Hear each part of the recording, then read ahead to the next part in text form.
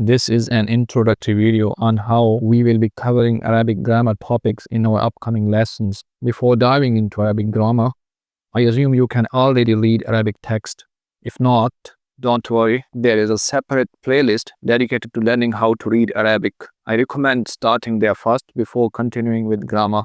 While learning Arabic grammar, I strongly suggest that you prepare your own notes and review them daily, even if you are not learning something new each day. Then also you should practice the exercises given in these videos. Just watching videos to learn a new language is not enough.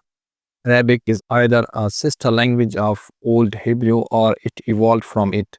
In either case, it remains one of the oldest living languages on earth. In this learning series, we will focus on learning Standard Arabic, more specifically Quranic Arabic.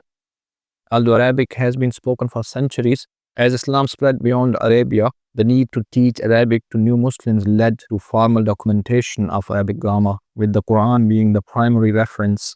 If you are interested in learning any Arabic dialect, it's essential to build your foundation on Standard Arabic because Standard Arabic is the base and it is taught in every Arabic-speaking country. Everybody understands it. Our first goal is to construct simple Arabic sentences. For example, Hamidun Mujtahidun. Hamid is hardworking. Hazihi sayyaratun. This is a car. For language learners, being able to formulate even simple sentences is a huge motivation.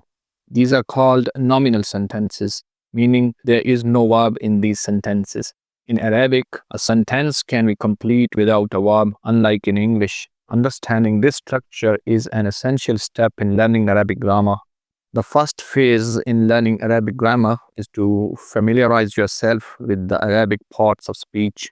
Arabic has the same parts of speech as English, but they are structured differently. Instead of being separate categories, they are grouped under a single component called Kalimah. Any meaningful word in Arabic is called Kalimah. A Kalimah can be a noun, a verb, a preposition, an adjective, or any other word that carries some meaning. A Kalimah can be one of three subtypes. Please save this illustration in your notes. We will be using this illustration a lot in our future videos. The first type of Kalimah is ism, but since it is a bit complex, we will start with Harf. Harf is a meaningful word, but it cannot stand alone. It needs something else to complete its meaning. Conjunctions and prepositions fall into this category. Fi'l refers to a verb, an action. However, in Arabic, an action alone is not enough to form a verb. A fi'l also includes the time in which the action takes place. This concept of action and time of action is essential to understand Arabic verbs. The literal meaning of ism is name, but in grammar, it has much broader meaning. Some unique grammatical terms cannot be fully translated from one language to another, and the ism is one of them. In Arabic grammar, nouns, adjectives, adverbs, and pronouns all fall under the category of ism. You are already familiar with all these terms in English. The only new concept here is the verbal noun, known as Masdar in Arabic. A Masdar refers to the name of an activity or action. We will explore it in detail in the next video. You may have noticed that articles are not included in these parts of speech. That's because Arabic does not have separate articles like a and the in English. Instead, the concept of definiteness and indefiniteness is conveyed through other linguistic structures. Now we know that a single meaningful word is called Kalimah, and a combination of two or more words is called Kalam. A combination of words can either form a complete sentence called Jumla or a compound or phrased construction, which is called Murakkab in Arabic. We primarily have 4 types of phrases and 2 types of sentences in Arabic, and we will discuss all these in details in our next videos in the basic grammar section. The first type of phrase we have is the adjective phrase.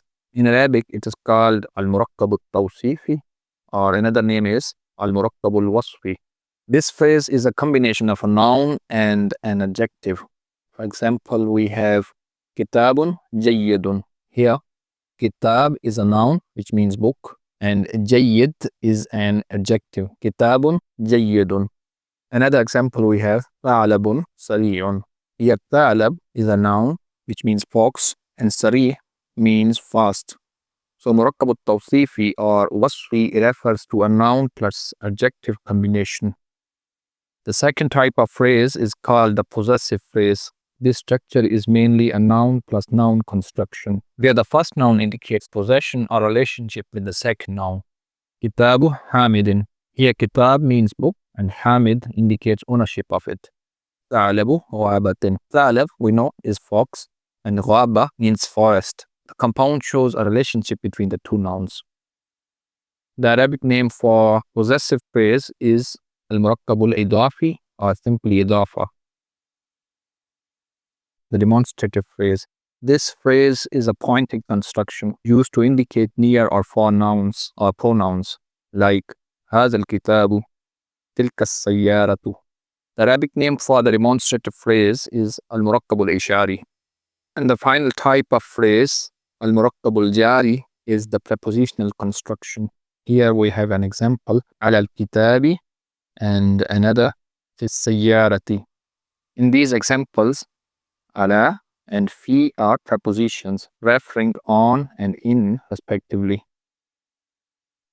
The two types of Arabic sentences are nominal sentences, which are verbless sentences, and verbal sentences have verbs.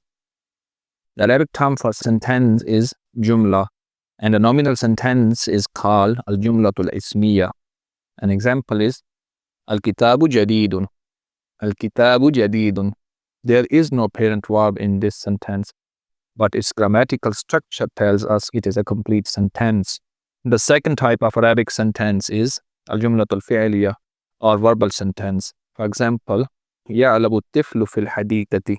Here we have a verb يعلب, which means is playing or plays. So this is an introduction to how we will cover basic Arabic grammar.